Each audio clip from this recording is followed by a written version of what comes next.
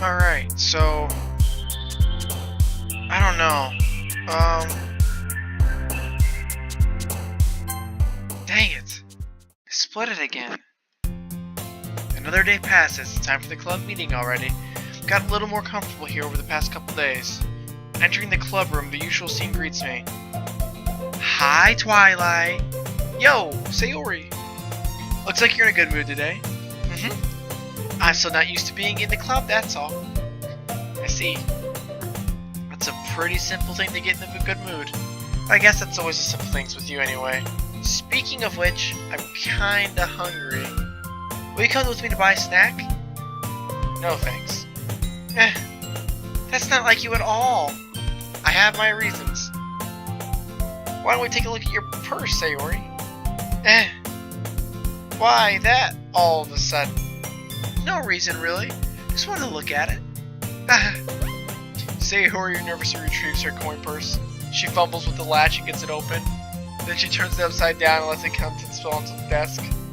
Only 2 small coins fell out. I knew it. I can see right through you, Sayori. That's not fair. How did you even know? It's simple. If you had enough money in the first place, you would have bought a snack before coming to the club room.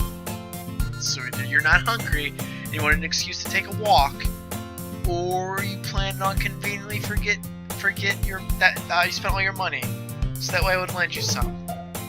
But there's one more thing. You're always hungry. And so that only leaves the one option. I give up. Don't make me feel guilty. If you feel guilty, that means you deserve to feel guilty. Yuri suddenly giggles. I didn't even notice she was listening. Her face is in her book as always. I wasn't listening or anything. It was just something in my book. Yuri, tell Twilight to let me borrow some money. Don't get me involved like that, Sayori. Besides, you should only buy what you can responsibly afford. And frankly, after pulling a mischievous little stunt like that, your suffering is fair enough retribution. Whoa. You were just a little ray of sunshine, aren't you? I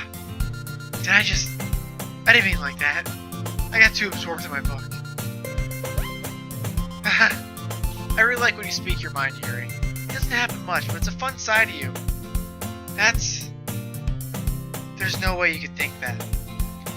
You were right, though.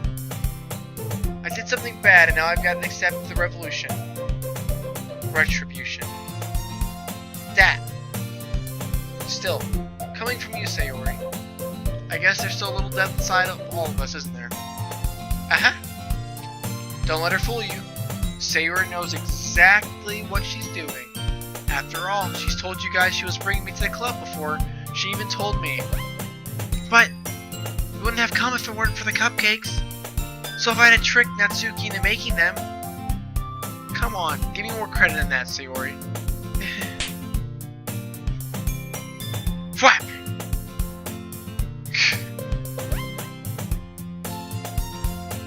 Out of nowhere, something smacks Sayori in the face and tumbles onto the desk. Ow! What was... a cookie? Sure enough, it's a giant cookie wrapped in plastic. Sayori glances around. Is this a miracle? Is this because I paid my restitution? Retribution. Actually, that one almost worked. I was just gonna give it to you. But then I heard you blab about the cupcakes. It was totally worth seeing your reaction though. Natsuki! That's so nice of you! To smack her in the face with a cookie? I'm so happy! Sayori hugs the cookie. Jeez, just eat it! Sayori rapidly tears open the wrapper and takes a big bite. So good. Sayori claps her hand over her mouth. I bit my tongue! You're going through a lot over just one cookie. Natsuki takes a bite of her own cookie. Yours looks really good too, Natsuki. Can I try it? Jeez! Beggars can't be choosers. But yours is chocolate! Yeah, why do you think I gave you that one? Fine. Still, I'm really happy that you shared this one with me. Sayori gets out of her seat and gets behind Natsuki and wraps her arms around her. Ah, jeez! I get it! Cookie still in hand, Natsuki reaches up to nudge Sayori off her. Sayori suddenly leans down, takes a bite out of Natsuki's cookie. Smooth. That's clever. Hey! Did you seriously just do that? Mouthful, Sayori trots away to safety. Yuri and I laugh as well. Jeez, you're such a kid sometimes. Monika, can you tell Sayori? Huh? Natsuki glances around. Monika isn't in the club room. Where's Monika anyway? Good question. Have any of you heard anything about her being late today? Not me. I haven't either. That's a bit unusual. I hope she's okay. Of course she's okay. She's probably just had something to do today. She's pretty popular after all. You don't think she has a... I wouldn't be surprised. She's probably more desirable than all of us combined. That's true. Excuse me? Suddenly the door swing opens. Sorry, I'm super sorry. Ah, there you are. I didn't mean to be late. I hope you guys weren't worried or anything. Monika chose the club over a boyfriend after all. You're so strong-willed. Boyfriend? What on earth are you talking about? Monika quizzically glances at me. Never mind that. What held you up anyway? Well, my last period today was study hall. To be honest, I kind of just lost track of time. That makes no sense though. You would have heard the bell ring at least. I must not have heard it since I was practicing piano. Piano? I wasn't aware you played music as well, Monika. I don't really. I kind of just started recently. I've always wanted to learn piano. That's so cool. You should play something for us, Monika. That's... Monika looks at me. Maybe once I get a little bit better, I will. Yay! That sounds cool. I'd also look forward to it. Is that so? In that case, I won't let you down, Twilight. Monika smiles sweetly. I didn't mean any pressure like that. Don't worry. I've been practicing a whole lot recently. I'd really love the chance to share once I'm ready. I see. In that case, best of luck. Thanks! So I didn't miss anything, did I? No. Not really, besides the cookie thief. I choose to leave out Sayori's mischievous escapade. I'm sure Natsuki will end up complaining to her anyway. Looks like everyone already settled down. Sayori somehow already finished her entire cookie. Yuri's back in her book, and Natsuki disappeared into the closet. Twilight! Twilight! Sayori suddenly comes up to me. I'm gonna get some supplies from another classroom. Wanna come with me? Supplies? What for? Well, you know how the festival's coming up? Me and Monika were gonna make some posters and stuff. So I need to find some crayons and markers and glue sticks. I see. Sure, I'll go with you. Yay! Okay, Monika, we'll be back soon. Are you going with Twilight to get the supplies? There's no need to trouble yourself. I'd be happy to go with them. Aw, but I wanted to go. It's so much fun exploring empty classrooms and stuff. Okay. It was just a suggestion. If you see you can find a poster paper too, okay? Okay! Ready, Twilight? Yep, let's go. Sayori and I exit the club room. I follow behind as Sayori hums and skips around the hallway. Honestly, it feels like I'm taking a kid to the mall or something. Sayori finds pleasure in the simplest things sometimes. Hey, Sayori. What exactly are we doing for the festival anyway? I'm not sure how you would make an event out of literature. Me and Monika have it all planned out. Don't you worry. Is that so? Yep. We're gonna do a poetry performance. A performance? Of what kind? Well, everyone is gonna take turns on stage and recite their favorite poems. That sounds kind of dull. Twilight, you're not thinking about it in the at it the right way at all. It's not just about reading poems, it's about performing them. It's like you say the lines of the poem like, "Between my feet, the last remaining flowers beckons to me. I twist the stem, freeing it from clinging roots, caressing the final, joyous moment between my fingers. But to what ends have I summoned destroy? For now, when I look in my every direction, the one prosperous fields before me is but a barren wasteland."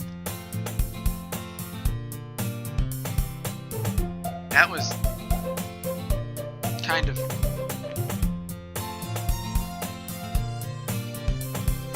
dark, actually.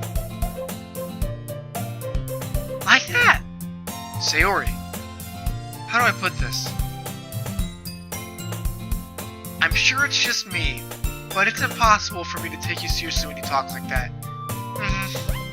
You meanie. I'm working super hard on this, you know. I know. I just meant like that's a pretty unordinary contrast to your cute self. Ah, don't say that, it's embarrassing.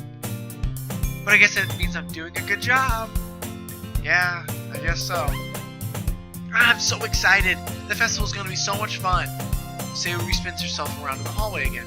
Hey Twilight, this classroom over here is empty. Let's begin the mission. The mission, eh? It's been a long time since I've spent time with Sayori like this. But in the end, she hasn't changed one bit. It's nothing but a ball of sunshine drawing happy vibes from the world around her. It's a pretty nostalgic feeling for me. And the years went by, I began to hold myself in the room more and more. So going adventuring with Sayori brings about a spectacular, special sort of feeling I forgot I had in me. The two of us enter the classroom. Sayori heads straight to the closet and I follow. Let's see what we have in here! Crayons! Sayori pulls a box of full crayons off the shelf. They're the best brand too! They're kind of dirty though. Sayori starts pulling various crayons out of the box, reading the color names. Alright, that's one down. Don't forget distracted. We still need to find... Wait, I'm looking for my favorite color. Fine. Then at least move aside so I can look for poster paper. I dropped my one by accident. Smack. Ah! Sayori bends over and smacks her forehead right into the shelf. She falls onto the floor and the crayons spill all over her lap. Ow! You okay? My forehead. Sayori clutches her forehead. Geez, Sayori. That's just like you, isn't it? Come on, let me see. Since Sayori is sitting on the floor, I grab her by her waist and pull her up out of the closet. You have to move your hands, Sayori. But it hurts. Just do it for a second. Sayori slowly releases her hand from her forehead. I gently brush her bangs to the side. Ow! Sorry. There's a huge red mark on the center of her forehead. A bump is starting to form as well. Man, that's gonna swell up. I should find you some ice. Twilight, where do I even find some ice around this time? I guess a cold drink would do. You don't have to. I'm fine with looking like a unicorn. Even wincing from the pain, Sayori makes a silly joke. What are you saying? I'll be right back, okay? Okay. I pat Sayori on the shoulder and I run out into the hallway. And I locate the nearest vending machine. What should I get? Doesn't really matter since it'll be used as an ice pack rather than a drink. But I know Sayori likes apple juice, so I purchased that one. In just a moment, I'm returning to the classroom where I left Sayori.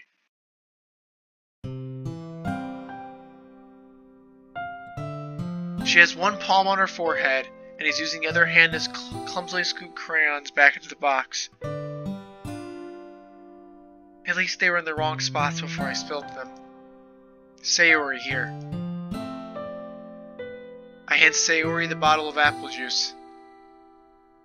It's nice and cold. Sayori opens a cap and starts drinking from it. Sayori, what are you doing? It's for your forehead, idiot! Ah! Sorry, I forgot. How hard did you hit your head? Sayori places the bottle against the bump on her head.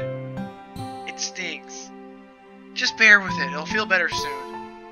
Looks like you cleaned up most of the crayons, so that's good. Hey Twilight? This kinda reminds you of growing up, doesn't it? What do you mean? You know, I used to play outside all the time? I always try to keep up with you. You were kind of oblivious in some ways. Like, I usually fell behind or had trouble climbing on the things you did. But sometimes when I tried to do things I couldn't, I would get myself hurt. I'd fall and scrape myself. Or get a bump. I would start crying really hard. And you would rush over as quick as you could, and you would try really hard to get me to stop crying.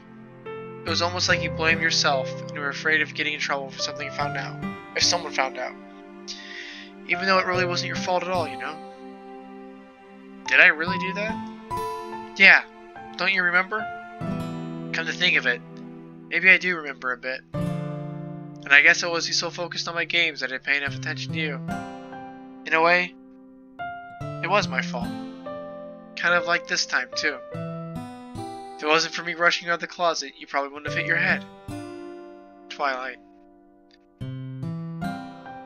I don't think you realize it, but you're always thinking about other people. Even after all these years. You're rushing to help me even though I'm just being clumsy. You're really a sweetheart. Don't call me that. And I don't really think of this kind of things all the time. I guess when it comes to you, it just feels natural. Before I even know it, I'm treating you like that. I guess that's what happens when you've been friends for so long. Really? Maybe you're right. Twilight, I'm so glad nothing's changed between us. Do you think it'll be like this forever? Forever? If I'm honest to myself, there's no telling where we'll end up for college or after that. So it wouldn't be fair to me to make any promises, but well, I hope so. It's been this long already, right? I can't imagine you changing, so my hopes are up. I'm so happy. Sayori has a whimsical expression in her eyes. We remain silent for a moment. She's so silly and clumsy on the outside. When I see her deep in thought like this, it makes me not want to disturb her. I guess we should go back. I don't want to worry Monica, you know? Good luck with that. She's gonna see your forehead either way. Not if I hide it under my bangs. Alright. Well, with Sayori hopping up to her feet and us heading back to the classroom and having a nice heartfelt moment there with some really good music, guys, I would like to say thank you so much for watching, and I will see you guys back at Doki Doki Literature Club. Bye-bye!